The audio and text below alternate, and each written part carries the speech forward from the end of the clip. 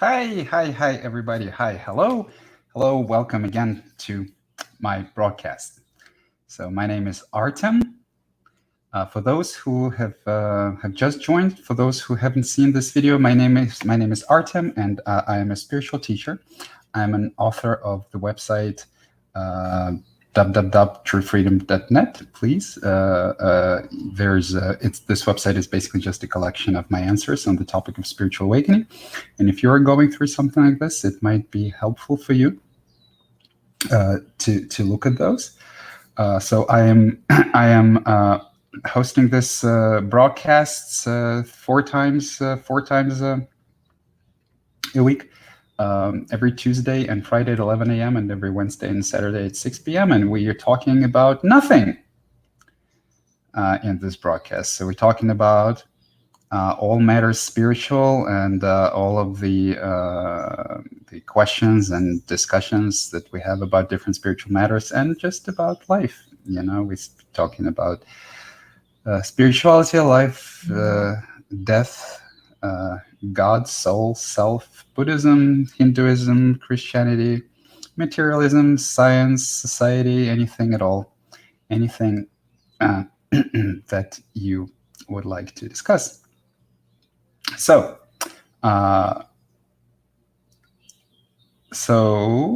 I have a couple of guests today. Alejandro, hi. It's good to see you again. Hey, Artem. Alex? Good to see you too. Hi, Alex. I don't think that. Hi, hey, Alex. Yes, Yeah, hi, Alex. Alex. So those guys are regulars. So I wanted to remind you again, so everybody who's watching right now, if you're watching that, in the comments there's a link which you can use to join the broadcast and ask your own questions if you have any questions for me, or share your experience, or your spiritual experience, your awakening experience, or discuss your experience with other people. So please join the broadcast if you want. Now, guys, I don't actually have any specific topic that I would like to speak about today, so I am ready to just if you have any questions or you'd like to discuss something with me, then please yeah, I would like to.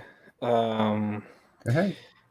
So I've been wondering about UFOs, but not only to UFOs. I think that. I think there's a documentary, right? There's a documentary that came out recently about UFOs. Yeah, no? I haven't watched it, but I know what you're talking about. Acknowledgement or something like that. Okay. Yeah. What? So, Acknowledgement is the name of the documentary. No, I don't quite remember. I don't remember. Anyway, yes, please. Your question about UFOs. It's not only the UFOs. I think that's somehow like UFOs and a lot of like practices and stuff like get all mixed up with the path or right, with like aliens, other galaxies, like everything. Other yes, Yeah, yes. and I could say like other worlds, yeah, like lots of other dimensions. There is so much. Yes, I will explain that. This is actually, it's wonderful that you brought it up. Yes, because a lot of people in spirituality are very confused about definitely, yeah, about that, right? And here's the thing. So basically,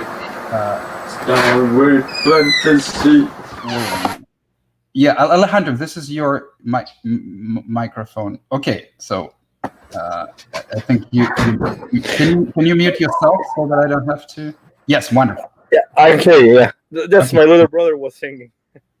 Yes. So basically, here's the thing. So most of the people, so we are all kind of in a separated state in samsara. Kind of most of the people, we live our lives, but we're also very actively engaged in the dream of the mind, and the dream of the mind happens in the mind. So we believe our own story. We believe the character, and this character lives in the universe, which is actually kind of dreamed up. You see, I mean, it is real and it's not real at the same time. it is real perceptionally, but it is uh, it is made like the world that the character lives in, right? Because the character is just a bunch of thoughts and ideas, and the world that the character lives in is actually also a bunch of thoughts and ideas. And so when you undergo the process of unfolding the dream, then you tend to experience whatever it is you believe in before you can uh, uh, you can recognize, accept the fact that what you experienced is your own mind. So you experience kind of your own imagination. You see, and it is so people in the ancient times, they see God, they see angels, they see like whatever whatever it is their ideas are about the reality, right? So if they have, if their idea is that there are multiple gods, then that uh, kind of uh, uh, control multiple aspects of reality, then they might see multiple gods. If they think about, if they think that they have one God, then they will see one God. If they don't believe in angels, they probably won't see angels. And nowadays, you see a lot of people, uh, the uh, in the culture of today, religion actually doesn't even take as much space oftentimes as science fiction, for example. Yeah. You see, so if you kind of uh, uh, if you have been exposed to a lot of stories and fantasies, because those are stories and fantasies, yes, we can talk about whether aliens really exist, right? But there is no question that if you see aliens in dreams or in hallucinations or in psychedelic trips and stuff, you will see them based on some idea of how they look like, which you get from the culture. So it feels very real when we're having all of the spiritual experiences. It feels very real when it's happening to us, and people can have all sorts of experience, out of body experience, where they see all sorts of stuff and get in kind of all sorts of very profound spiritual experiences, and have all sorts of communication with all sorts of beings, and get into kind of union mode with all sorts of beings, and it's there could be a very kind of sophisticated trips, but if you both in meditation, during psychedelics, both, but if you look at that, if you look at their content, it's pretty much never original. It's always cultural, you see. So if you see aliens, you see them as whatever, like how they are kind of imprinted, right? You almost never see some, because the real kind of, imagine what a real animal would be like, right? A real alien, like a real alien, which wouldn't be a part of your tree of life, but would be like, let's say, a life that has originated independently on some planet. You wouldn't recognize it to be life, right? Yeah. You wouldn't know what you're looking at, probably, most likely, like 99, like most likely, right? So so if we're speaking about, people have all sorts of experiences, and if we want to ask the question of, is it real, right, then like very rarely people report experiences of like, okay, I was looking at something and I had no idea what it is, and it didn't move and whatever, and then I realized that it's an alien life. So very rarely, right?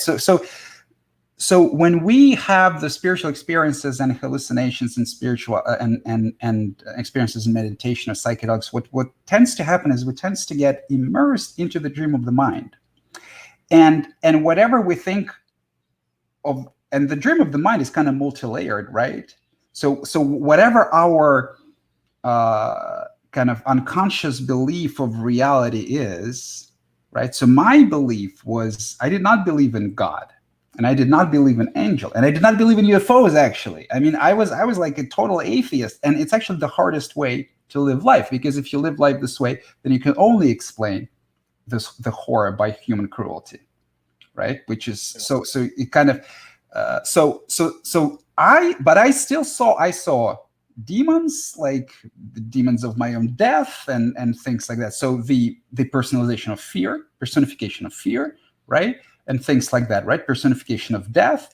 I realized that I was God, that I created myself as a persona. So I understood what God was, but I never had any images of God, any imagery, right? Because I never read Bible or anything. I never had a relationship with God. I never had an image of God, right? So I very quickly realized that I'm dealing with my own fantasies, right? But not immediately, of course. When I was dealing with like the demon that was killing me, right? So kind of when I think they call it Mara or something like this, personification of desire or something like this, or you can, whatever it is, right? It could be. So when I was sort of dealing with fear and symbolization of death and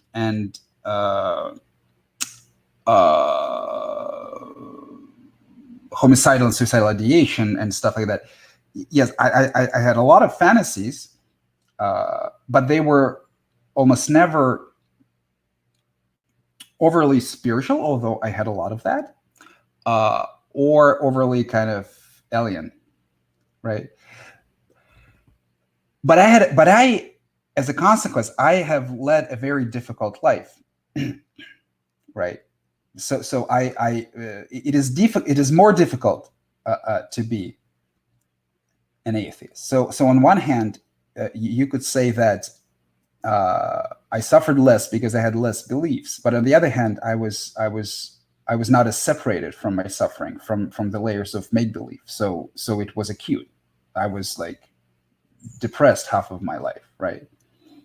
And I think that actually there might be a link between atheism and depression. But generally speaking, the less you believe, the harder it is to see, yeah, the things that are going on around you. But I have worked with a lot of people and a lot of my friends. So people see all sorts of stuff, right? So people see gods and angels and UFOs and it all seems very real, right? So kind of as you because you see kind of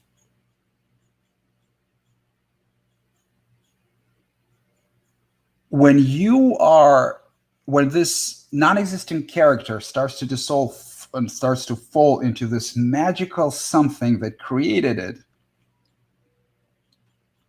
from its perspective, what it is and what's going on, and the history of its own creation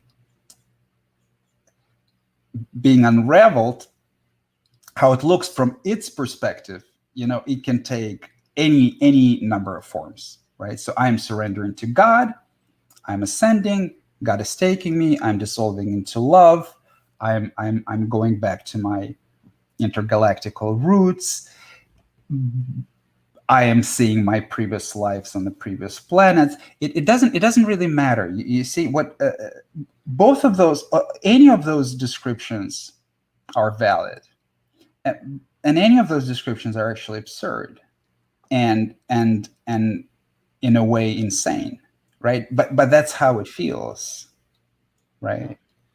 I think that it's so easy to just add more to the story, Yes, like yes, I don't even realize when I've been like really adding a lot of information that is not there. It's just yes. That's what the minds do, right? So basically, this is the best definition that I have for the mind. When somebody asked me, "What is the mind?" and I would say, the mind is an exceptional ability of a human being to imagine things that don't exist in reality and believe their existence, right? yeah. So most of all, it applies to ego, Okay. right? But ego exists. Your ego exists If your ego exists, then the ego of all the other people exists. So it applies to that. And if all of your egos exist, then also God exists, which is because something had to create all this ego because they don't exist. So whatever like entity dreamed up those ego is God, which is you, right? The uh,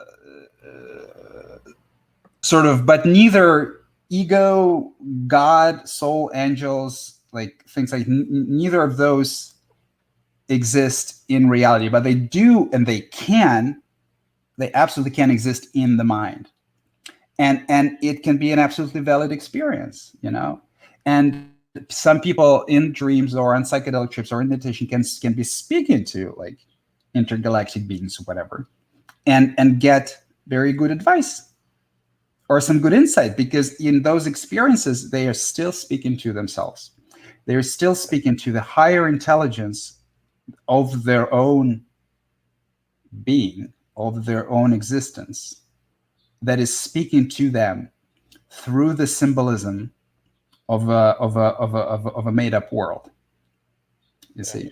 So that's like I think a good topic that I would like to know more. Also, like that this higher intelligence you mentioned, does it manifest during like this? I would say egoic states that I probably in most of the I time. mean, it's always there. That is what you are. You are intelligence, right? Because like the experience of itself as a living being is intelligence. I mean, your body is inseparable from your brain. Your brain is intelligence. You experience yourself as intelligence. Even the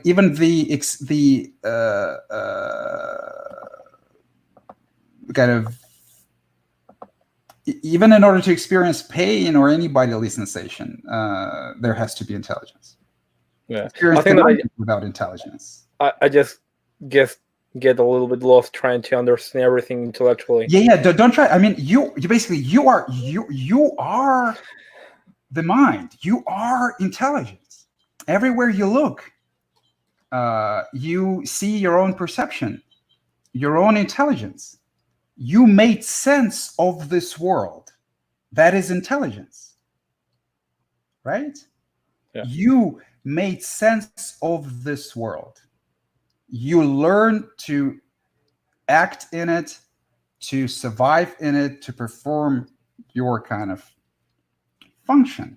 You know, the the intellect, the intellect that robs you of your own joy of life, of your own infinite intelligence. The ego, when we speak of intelligence as the intellect of the ego, as this logical thing hmm that actually is not logical at all, but kind of uh, uh, then that's actually not intelligence. That is confusion, which takes too much attention from the intelligence and makes you not hearing intelligence. Because it confused you just like it did me. I'm not trying to single anybody out. To thinking that the only form of intelligence is logic, yeah, right? But it's absolutely illogical, really. It doesn't use logic really, because as soon as you start using logic with it, really, then it starts to hurt. It's actually very emotional, and it uses mostly emotional arguments. But it convinced you that the only intelligence is words, basically, it's blah blah blah. You see, yeah, but when you feel something and right? So what? Oftentimes, when you feel something in your body, how is that not intelligence? You know, if something happens to your liver right now, you would know it, right? You would feel that there's something wrong with the body immediately. How is that not intelligence? You see? I mean, your whole functioning, because you're an organ to have a behavior, your whole functioning is intelligence. But our intelligence is usually hidden.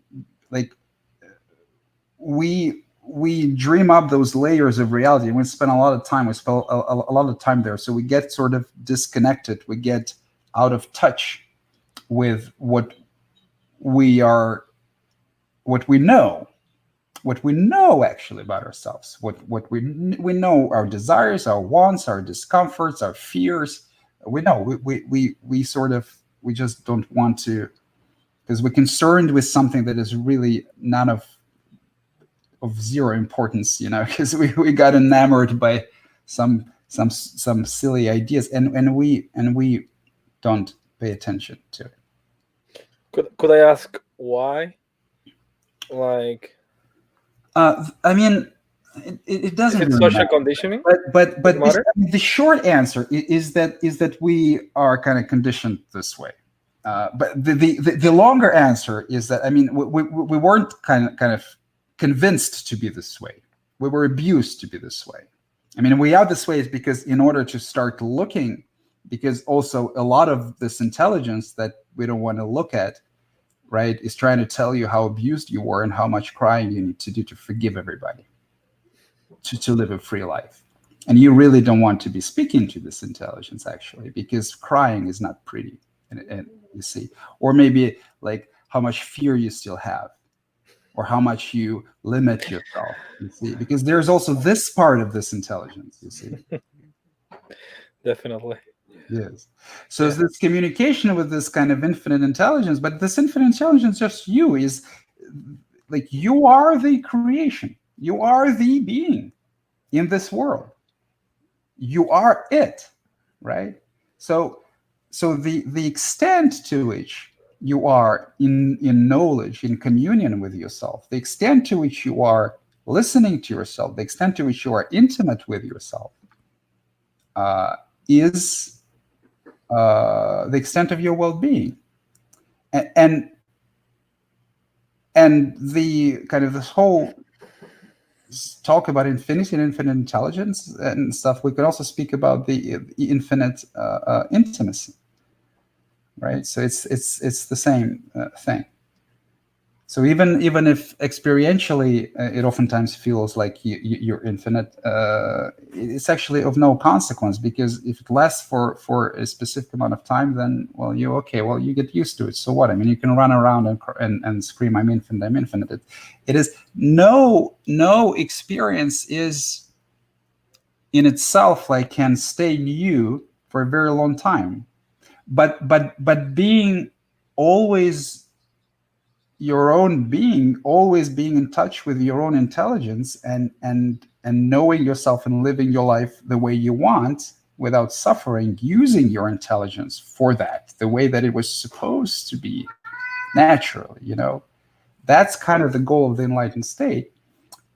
And the more conditioning you abandon, the closer it is, and the easier your life goes also, the lighter.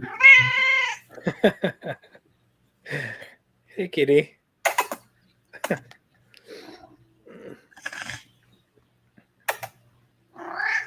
Yes. Okay. Yeah, he does that. Yeah, he wants to be petted. When he wants to be petted, He's pretty. like, yes. So, Yes. Okay. So, okay. Let me put somebody okay. else. Okay. Justin. Hey, Justin. How have you been? Oh, your microphone. It says that your microphone is not connected, actually. Yeah. Really? I can hear you, Justin.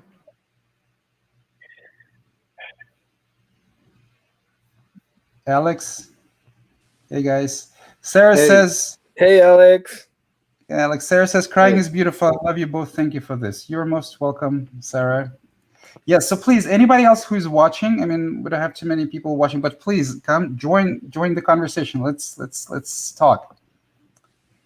Hey, Justin. Can you hear me? Yes. Yeah, we can hear you. Yeah. Oh, cool. Nice. That was fun for. Nice. Did you have a question, Justin? I had one, but if you want to go first, you go ahead. Sure, I'll go first. Actually, so you asked me how it was. It's been a pretty rough month for me. I've been kind of in a depression that I haven't been in for a while, which followed from like a really tough breakup. But like mostly, one thing that I've been thinking a lot about lately is just death. like not suicidal ideations or anything, but like just that's kind of the only thing that I'm kind of thinking about in this process. Like, I feel like I'm thinking that like just like contemplating death can kind of take you pretty far in this. And I wanted to know if like, Okay. if that's true, like if because that's mostly what makes me cry these days is thinking about death, watching Yes, death on. totally, Yeah. definitely. It is true. It can take you pretty far for as long as it makes you cry, or for as long as it it uncovers the fear. Yes, it can take you pretty far. I agree, right? Okay.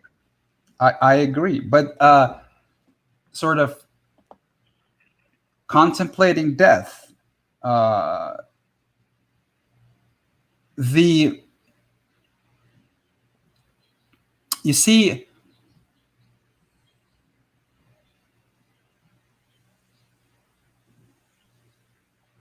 just kind of make sure that you don't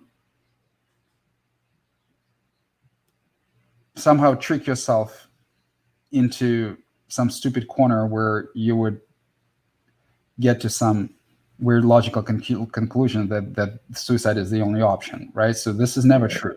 It is also there's always a logical mistake there. But yes, I mean, contemplating death, if you think about using intellect to think about death, then yes, I mean, it can absolutely be a good practice because well, it's going to uncover all sorts of stuff in you, and for a good reason, because kind of living in denial of the finality of how precious, how short, and how absolutely beautiful and precious life is, how fragile. Living in denial of that is missing the absolute beauty of every moment. So yes, absolutely. As you contemplate death and you realize that this is the only life and you're never going to get another one, then all of your sort of priorities and values kind of slowly get in order. But it is a very emotionally difficult process, right? So Muji said once, by the way, I don't often quote Muji, but he said beautifully and very rightly. He said, uh, "All the right habits arise spontaneously in a liberated mind." I don't know what he meant exactly, but if you look at it from the context of death, then once you realize that your time here is limited, precious, and fleeting, all the right habits will take care of themselves, and you will live your life the way you want to, because it's yours, and you don't have too long of it. So, but it is emotionally difficult, right? It can be crushing, right? So when you contemplate death, and logically, you will sort of logically, yes, you can say, well, since death erases everything, nothing matters. But then it can take you to despair and pain, and only after you make your peace with it, you can say, well, yes, nothing matters, and death makes everything empty, and everything will go away. Well, what's left to do? Just to love it all. Only after that, you see, only after you make peace, only after you make peace with your fear and anguish about that, then you can truly, when the fruits of this intellectual contemplation, the falling in line of your habits and how you live your life with this knowledge, the fruition, only then it is possible. Because for as long as you're still hurt by it, you need to focus on that. So, and all the other things will kind of effortlessly fall into place, and it can take time. So as you contemplate death, be mindful, be kind of attentive to what arises. Don't think that this is some sort of an exercise of despair. It is an exercise of listening. Listen, because there's truth in death, and you listen what it arises in you. What is that you are hiding from yourself? What is that you don't want to admit to yourself? So it is a beautiful exercise.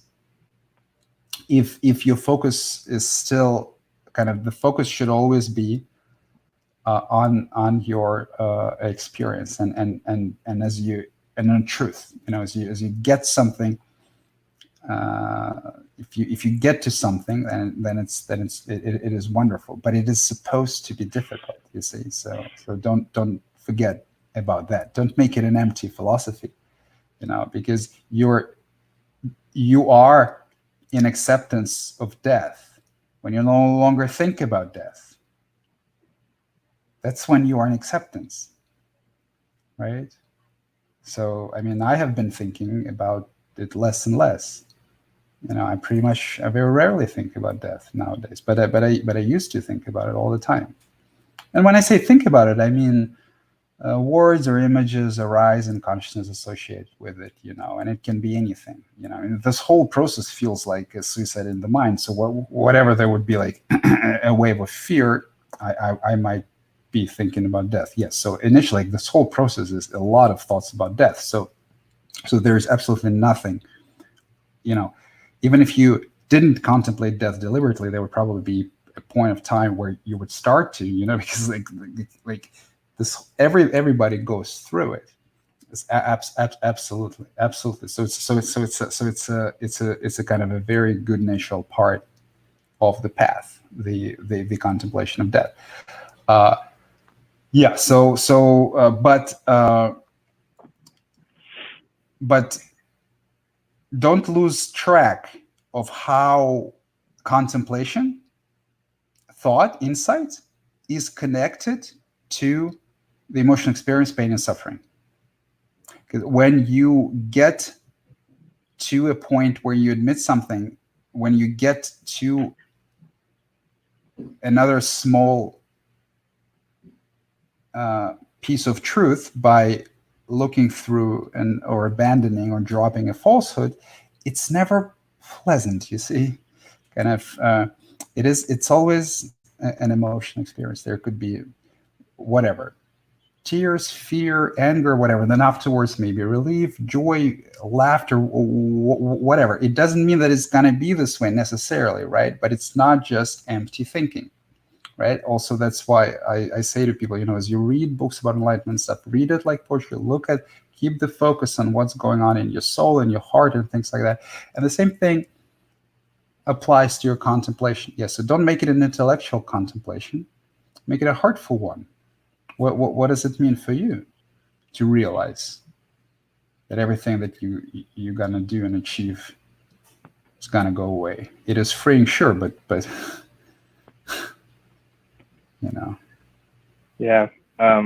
Since starting to do that a lot more, I've realized how, I guess, emotionally closed off I've been to a lot of my friends and family throughout my life. Mm-hmm. Yep. It takes you. Yes. So it tends to uncover the things you have been neglecting because you've been avoiding. You've been afraid of experience. Yeah. Awkwardness, whatever it is. With different people, different things. Yes. Yeah, so it does tend to. So it's wonderful. So if you feel like it makes you truer to yourself instead of just more cynical. See? Yeah. Then yes, it can be very, very good, very good exercise. Yes. Okay. Dima, hi Dima, hi everybody. Dima. Hi Tessa. Tessa says hello also. Hi Tessa. Thank you, Dima, for joining. Hi, Tessa. If you have any questions, Tessa, you can post in comments if you want to discuss something. Alex. Yes. Hi. So, I was wondering if you could talk a little bit about this. I have noticed that sometimes I'll be like watching a movie, or I'll be like scrolling through Facebook or Instagram, and I'll notice a thought like, "Oh, that's totally ego," or like, "Oh, that's ego that just thought that." Okay. Like, Yeah, I get it. Yeah. like things like, "Oh, that's ego," and then Yeah. I realize and then in that moment, I get really upset, Yeah. and then I start thinking, did I really actually have a realization? Did I really awaken? Mhm. Is the truth of my being is like absolute freedom all I want? Well, if it is, then why would I want to go out still and go talk to girls at clubs and, you know, like, be successful on going on a date with one of them? Or why would I have these desires is what I'm saying. And it's, and so, but I know at the same time though, all I want is to be absolutely free. Like that's what I want more than anything else. But at the same time, there's things within me that I still can see that I desire, or that I think about, or that I identify with. And it's just frustrating. Okay. And why I'm saying this is the goal. I really would like to start abandoning beliefs, and illusions that are constraining my freedom. And I don't know if it's already happening because I'm experiencing, emotions coming up, or like, is it happening unconsciously? Is there moments where I'm like, oh my God, that's a belief I just abandoned? Are there moments like that? Yeah, because Okay. because Can you give me an example of a belief that no, you oh abandoned? no, oh, you're asking me? Yes. No, not I just noticed I was talking with my friend today, and I was telling him about what I'm doing. What are you doing?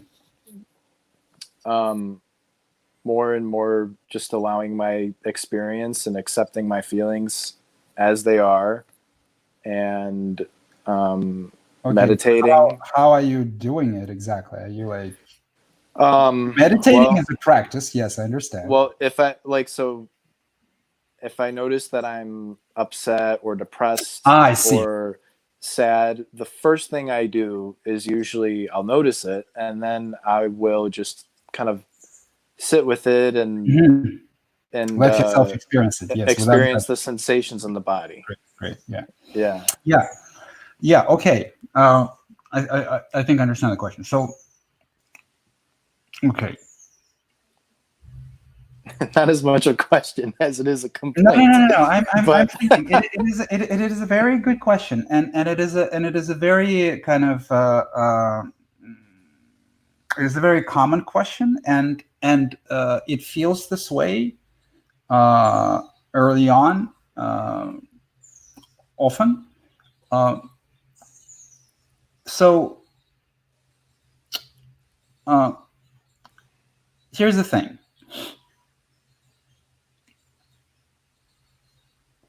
You can never have a goal of getting rid of ego, because ego is you. You cannot get rid of you. That's not possible. But you have a tendency, just like everybody else, right? You have a tendency to constantly evaluate yourself, berate yourself, tell yourself what you don't like about yourself, and be discontent with yourself, and trying to get to sort of a perfect version of yourself, a better version, right? So now you have had an awakening experience, and you have started to immerse yourself in spirituality because you understand that this is the direction of truth and the direction of well-being. This has been shown to you. It was enough for you. You're interested, right? But this exposure to spirituality also. So now you have this idea of ego, and that ego is what goes away, and ego is the enemy. And when you say something, and then the other thought comes, which says, "Oh my God, this was ego," right? Then actually, this is ego. The thought, "Oh my God, that was ego," is ego. Because you notice that this thought is, "Oh my God, that was bad. You see, I shouldn't have done it." Or this is exactly what I need to get rid of. But you can't get rid of anything. You can only accept it and love it. So whatever it is, you see, if you get upset, if you get angry, like give me an example of a thought which came before the other thought, which that was ego. So it's so ridiculous, but it's the perfect one. Still, I don't know if you guys are familiar with the streaming platform TikTok. There's just a bunch of viral videos with people dancing, and you know, sometimes there's cute girls on there. Okay. And so I'll go on and I'll watch these videos, and I notice myself watching these videos, and I'll have the thought of like, why do I care about this so much? Like, why am I so interested in the visual appearance of people, and why am I so stimulated by that? No, the bigger question is, why do you think that you shouldn't be? Yeah. Because I think that's ego. You don't even notice. Why do I think that I shouldn't be? You don't even notice how you have made a behavior into some undesirable egoic behavior just because of behavior. You never, that is ego. You see, you didn't say to me, "Oh, so I am absolutely obsessed with this video, with this platform, and I'm looking at this beautiful body, and it destroys my life. And moreover, I get like, I'm miserable. It's like a drug to me. I think that it's gonna make me happy. I'm looking at it, and it doesn't. And then I'm miserable again. And how do I break this cycle?" That's not what you said. You said, "Well, you know, I'm looking at this beautiful videos, and I'm experiencing a lot of aesthetic pleasure from looking at this beautiful body. And then immediately I start beating on myself, saying, this is ego, this is ego, this is ego. Why are you doing this? This is bad. This is ego." Well, that's ego. What is wrong with looking at what's wrong with looking at porn, for example? Even if it's porn, I'm not saying TikTok is porn, but what's wrong with looking at beautiful videos? What's wrong with getting pleasure from looking, even if it's beautiful bodies? What's wrong with looking at beautiful people? What is that like? So now you're into spirituality, and it's like, okay, I'm a bad spiritualist because I enjoy looking at beautiful people. That's how spiritual ego is born. You see, the problem is not that you're doing specific behaviors. The problem is your judgment. Because even if you have a desire, like a sexual desire, a longing, and then a satisfaction, or the opposite, a bitterness, a dissatisfaction, a bitterness that your desire is not satisfied, that is an experience which itself not needs to be talked about, this is ego, this is bad, but needs to be loved. Because you don't choose it. You don't choose it. You see? Mm-hmm. You don't. Yes, Teresa. Yes. So Tessa says, "Oh, what? Maybe this applies to my situation." Yes, of course it applies to your situation. Of course. It applies to everybody's situation. So it's like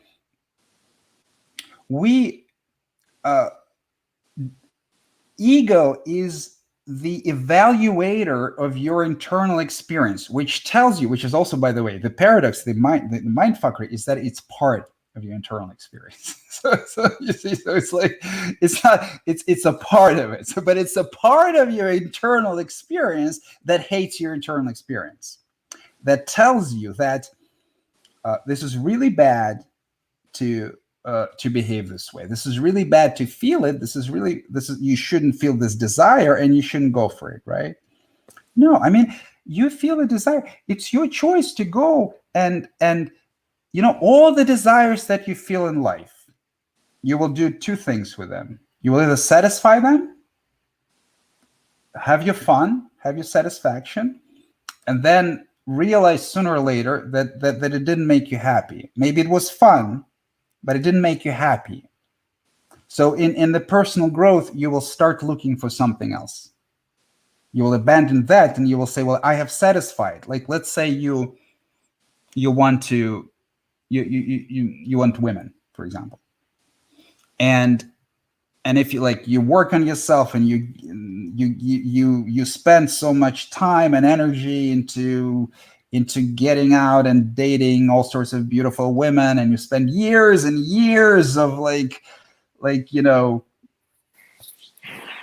plowing the field and all this stuff, sooner or later, if you get good enough, will you satisfy your own insecurity? Will you satisfy your own, when you will absolutely convince yourself, then you're good enough with women. And it's the same thing with career or anything like that, right? So then you will want something else, right? Or you will abandon it and say, okay, well, I'm never gonna do this in this life. I'm never gonna own a company or be rich or have children or anything in this life. And that's okay. You see, you have to, this other thing, that's okay. So all desires are either exhausted because they have been satisfied and it didn't bring happiness on the spiritual path, or they are exhausted because they haven't been satisfied and they have been abandoned because still intellectually that they don't bring suffering, that they don't bring happiness. So yes, but there's so much fun, you see. So that's why, even in samsara, that's why I say that samsara is not in nirvana is not a desireless state. Enlightenment is not a desireless state. It's the most ordinary human being living state. It's not a desireless state. It's just that I don't suffer when my desires aren't satisfied. You see, so it's not like that I can't want to do something, right? But it doesn't. But whether I do it and I am successful or if I failed, it doesn't really affect my level of happiness. But it's still fun. It's still a process. You see, just imagine you work as what's your profession? I'm unemployed right now. Well, I was doing Uber. I was driving for Uber. Okay, so as you drive Uber, right? You can get this particular passenger, or you may not, or you may make this ride, or you may not. There's some goals that you go for, right? But if you fail, it doesn't really make you miserable. It's part of it, right? It's part of the day, right? So in enlightened life, it's kind of like that, but with life, all of those failures and successes and stuff, part of life. Yes. It doesn't really start, but the trained, the conditioned part, which sorts of is always kind of unhappy because you separated from your own self-love, and you're looking for love in satisfaction of desire. And the satisfaction of its part is still there, and it's going to get its satisfactions in life, and it's going to leave you alone for a little bit for a while, but then it's going to again become dissatisfied until you work through this dissatisfaction and allow it all of its tantrums until it kind of slowly leaves you, and you slowly start to flow with life. So that is the thing that resists kind of that thinks that if you were more successful, you would be more happy, or that all failures are very painful, right? And wants to avoid it. It's fearful. You see, it's also you might say that getting rid of it makes you passive, but you forget that it's also that part that prevents you from taking action when you know you should, because it's afraid. Can you say that again? I mean, it's also the part of you that prevents you from taking action when you know you should, because simply because it's afraid. Mm-hmm. You see? So it's afraid of fear, it's afraid of awkwardness, it's afraid of discomfort, it's afraid to be emotionally hurt and stuff like that. You see? So your life is not about learning to get rid of all desires. It's a huge spiritual mistake. You will never live a complete, full, intense, real, passionate life. If you're going to dedicate your life to sitting under the tree, well, I mean, if you are really going to do that, then you will. But this 40 days that you will be sitting under the tree will be the most intense, excruciating, intensive thing. So, but my point is, don't be afraid of intensity of life. Like meditation, if you do nothing but that, will become extremely intense. You know.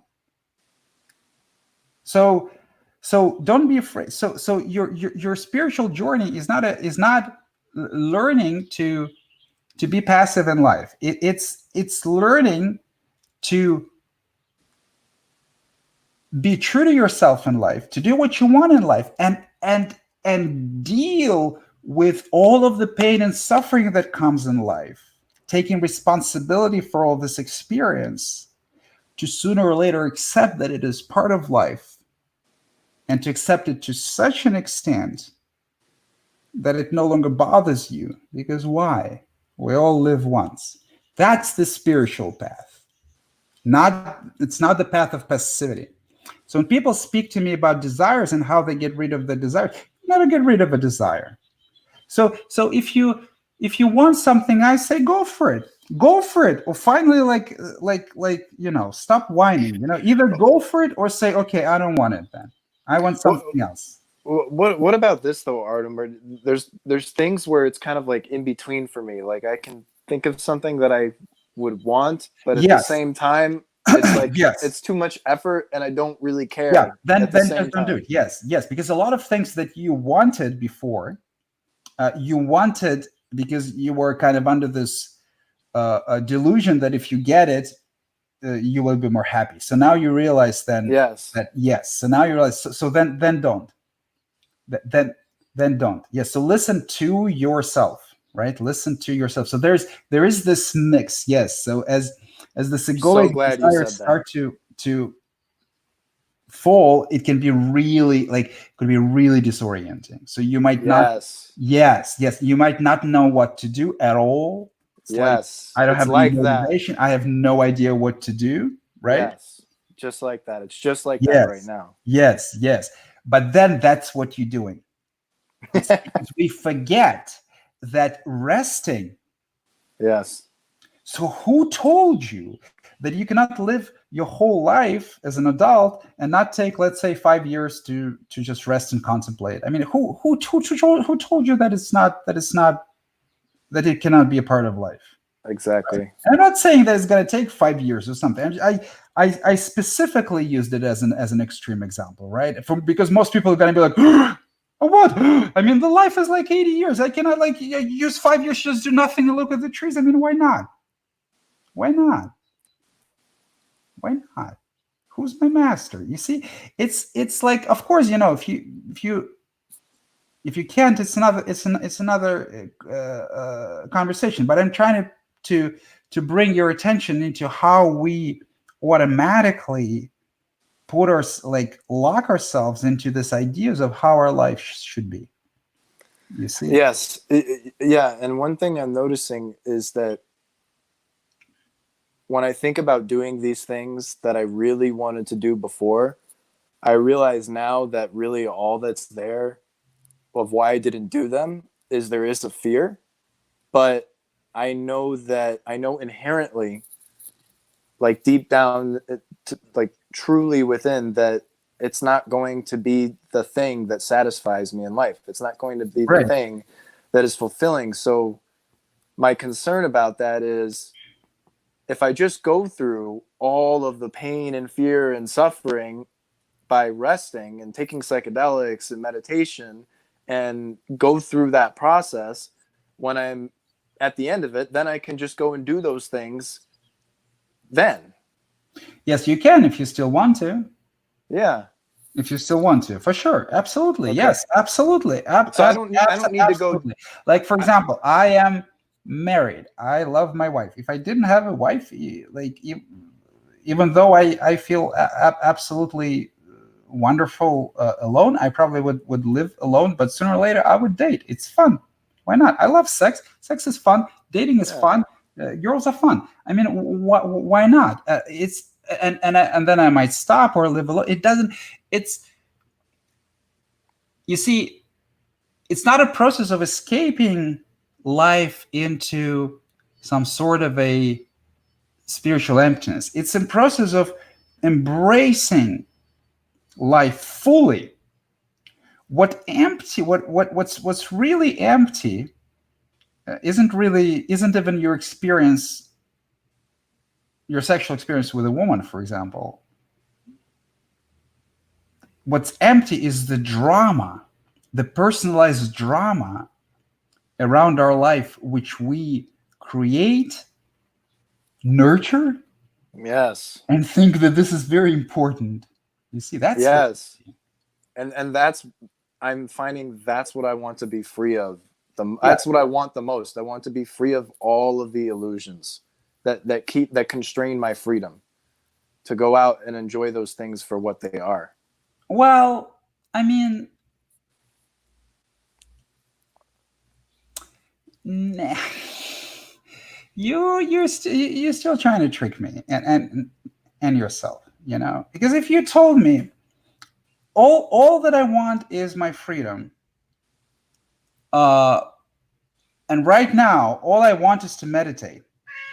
Okay, I don't care about girls, whatever. Don't give a fuck. I mean, who cares? All this worldly things don't bother me. All that I want to do right now is meditate. Well, I say, well, great, you're doing what you want. But if you start with all this, oh no, like, I want to go meet girls, but first I want to like free myself from everything, and then I will really enjoy it. No, you won't. You won't enjoy it until you go over your fear of rejection, for example, or of your fear of the opposite sex, in this particular example. Over all of your fear and trepidation and everything, and you will have to do it. If you want to enjoy it, then you will have to do it. You will have to go there. You will have to look your fear in the eye, and you will have to do it until it's no longer scary. And that I can't do that without doing it. Public speaking to anything. So if this is what you want to do, and say, no, I will wait for my meditation to help me do that, you're going to do it much more effectively by actually doing it. So I don't believe you. I don't believe this is what you want to do. You see, or I don't believe you that you kind of. So I either don't believe you that you really want to do it, or I don't believe you that you kind of waiting using just meditation to get yourself better, better prepared for it. No, you're just scared. No. You see? Yes. So if you want to do something but scared to do it, my advice would always be do it, right? Or just stop whining and say, what I really want to do right now is meditate, and I don't really care about all the other things. But for as long as you like, this is also self delusion. This is also self-deceit. Oh, I really, really want to do all this stuff, but right now I'm just kind of meditating. There will be. You see, focus on the present moment. Focus on the present moment. Be okay with you not doing anything right now. Stop always thinking about like the future. Okay, the future will be better, and just preparing myself for it. Future will be better, and just preparing myself for it. No, the future is now. You see, all that exists is this present moment. That's all it is. There is no future. Stop thinking about it. It doesn't exist. So yes. I just want to confirm, you're saying I can't go through that same fear that I would go through if I actually took the action to go approach a woman without doing it. You can. You probably can. It's just probably not going to be complete. Okay. Right? Oh, okay. So and it's going to be much less efficient. You can. Okay. Like, for example, let's take women. which is a problem for a lot of men, right? So yes, you can, if you want like enlightenment, blah blah blah, rah rah rah, like complete, like, you will meditate and emptiness, well-being, blah, equanimity. You will get to the point where it will be impossible for me to insult you or get you out of your equanimous state. And Yeah. yes, and no woman will be able to like hurt you with rejection and stuff like that, and everything. And right. So my guess is like you do it for a number of years, and then you get out and you start speaking to women. Well, first of all, there probably would still be some anxiety because it's an unfamiliar situation. You'll probably get over it very fast. But then like, okay, so you're not anxious anymore, but you're not gonna notice suddenly that you got good at it. It's just like public. Well, of course, yes. I mean, they might feel your love, whatevs, sure. But it's just like public speaking. You see? It's Yes. like, okay, I'm not afraid of public speaking. Does it mean that I'm good at it? Yeah, I understand. Yes, you feel my love, whatevs, right? But Yeah. are very much better speakers than me, of course. Yeah, it doesn't What's the necessarily mean I'm point? going to be skilled at it. What's the point? Like, if you want to achieve something, if you want to do something, if you want to, like, what's the point of waiting until you have no anxiety? Get like start doing it with anxiety and go through anxiety and get skills at the same time. Yeah, I agree. See? I'm going to do that. Thank you. So, but I mean, like, you don't have to, right? But then say, okay, this is my job now. My job is meditation and like all of this enlightenment stuff, and I'm gonna make it intense. You see, but don't be waiting for something. Live. Yeah. No, I understand. Because I mean, if I go out and do those things, as you said, it'll be more efficient. I'll probably get more skilled at talking with women. And right, my but fear, more importantly, you're forgetting. You're throwing the baby out with the water, because it's about you. It's about your freedom. It's about your happiness. Yeah. So if you say I'm gonna wait, don't wait. Right. No, it's all about now. If you say I don't want to do anything because I want to rest, and then how long it's gonna last, I don't know. Then at least I know that you're living in the moment and you're doing what you want. But when you're saying to me, I'm waiting for a better future, I'm like, see? You see? No, I understand. I want to do both at the same time. I'm just afraid to do one more than the other. So I'm going to lean toward that fear, because my goal is. Well, you disappeared, but I got it. All right. Well, so it's been an hour. We have another visitor. Shay!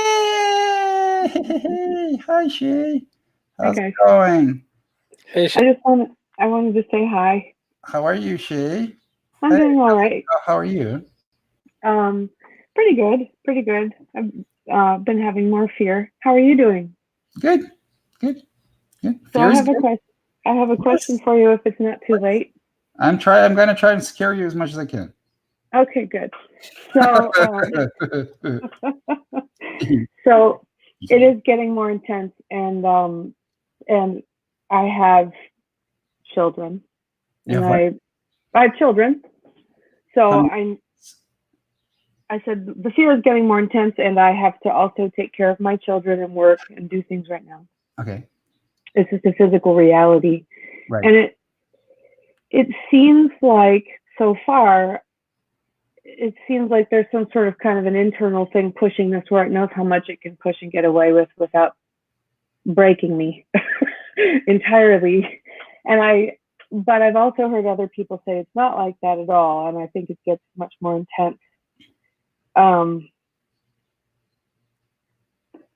I wonder, do you have a sense that there's a kind of an internal mechanism to it where, like, I feel like I'm not going to do something that's going to make it so that I can't do what I truly have to do.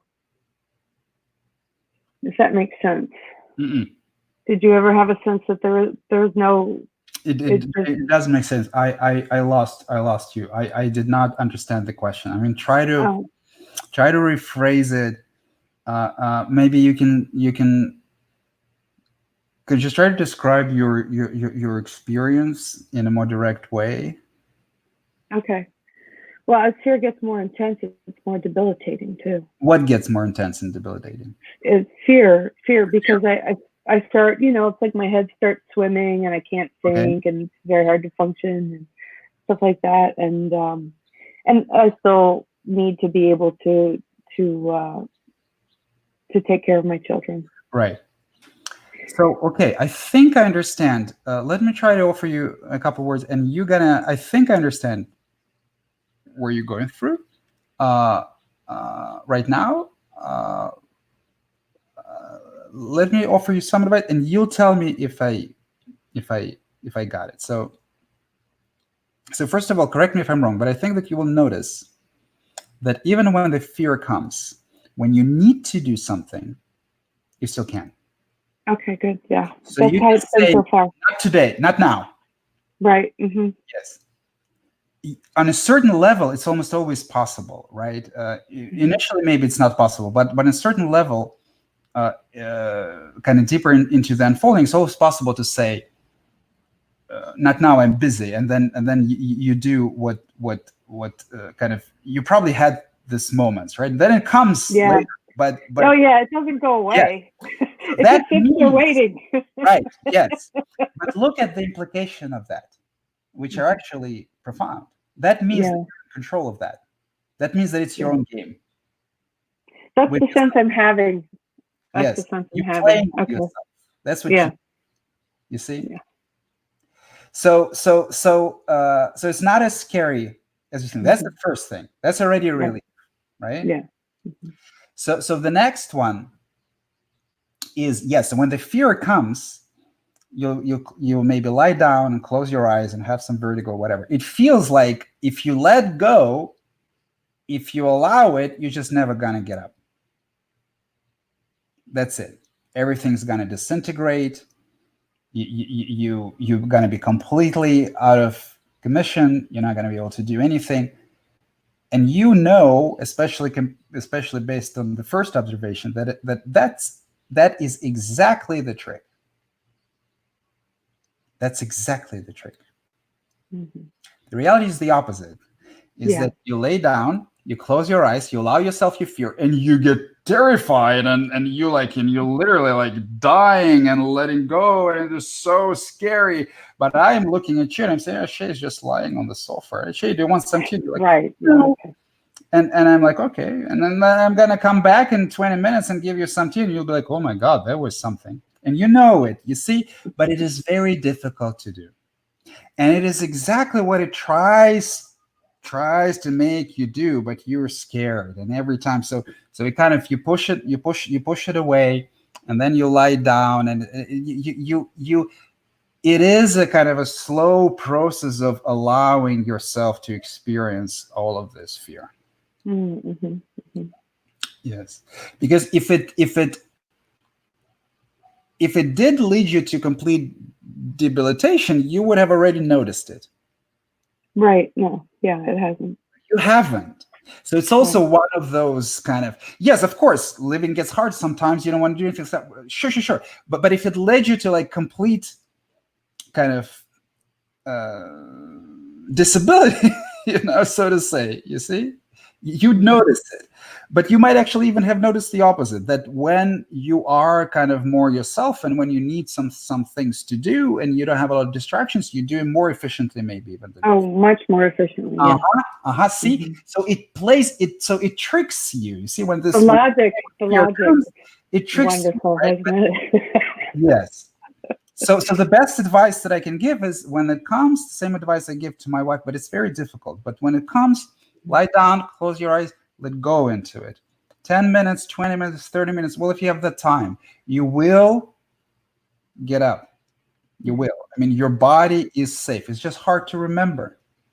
It's just hard to remember during this time. So it comes in waves, and it's not continuous. You're done. Okay. Thank you. You bet. I hope it's helpful. It is very helpful. Okay, I'm glad. All right. Well, Shay, good to see you. Good to see you, my love. Serious one. You look wonderful, by the way. Thanks. You're glowing. Okay, Mm. Alejandro, Justin, Shay, Alex, Dima, everybody. It's been about an hour. I'll keep it short today. We had a nice, energetic conversation today. It was very good. I You know, enjoyed guys, it. so Thank you. so a couple of things. So I want to just to everybody who watches this video. So please, so this is my website. It hasn't been updated for about a year, but it's got a huge collection of my answers on the topic of spiritual enlightenment and awakening, and maybe it's gonna help you with your unfolding. That's the hope. It's free. It also get links to. It has links to my Twitter and Facebook and all of that. So please, you can follow me on Facebook. I post videos there. There's YouTube. We also have a Discord community, which is an online chat platform where kind of we have a community. I think in spirituality they call it sangha.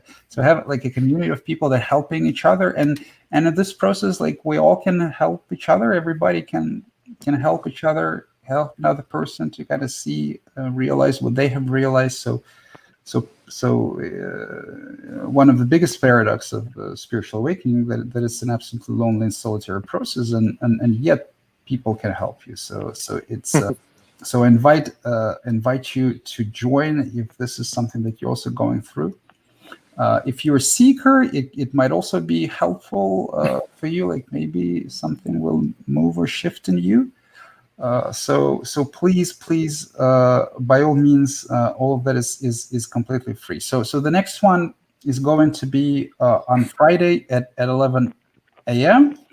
And guys, of course, if you have any feedback, just write to me. Like if you, for example, if you'd like me to speak on a specific topic, or we can try meditation, guided meditation, or some other technique, like whatever. You see, again, I would like to kind of remind you to use me as your tool, as your conduit, and whatever be attentive to yourself. This is your own investigation. So whatever it feels like, what I can do for you, dialogue or my answers or whatever. If you feel that it is productive, if you feel like it moves you deeper, if it feels that it's helpful, bring it up. Ask me to do it more. So I mean, in this meetings, my role is for you.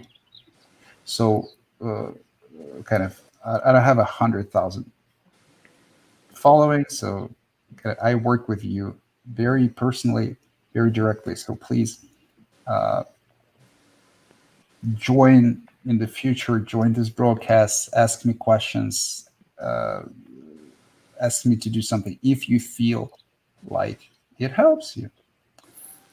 If you feel like it helps you, then I am here for you. I am here for that. So, all right. Well, thank you very much for joining. Thank you, Artem. Appreciate it. Thank you, Artem. About you. Thank you very much, and best of luck on your spiritual path. Until Friday. Until Friday. Yeah. Until Friday. Bye, Shay. Bye, guys. Bye, everybody.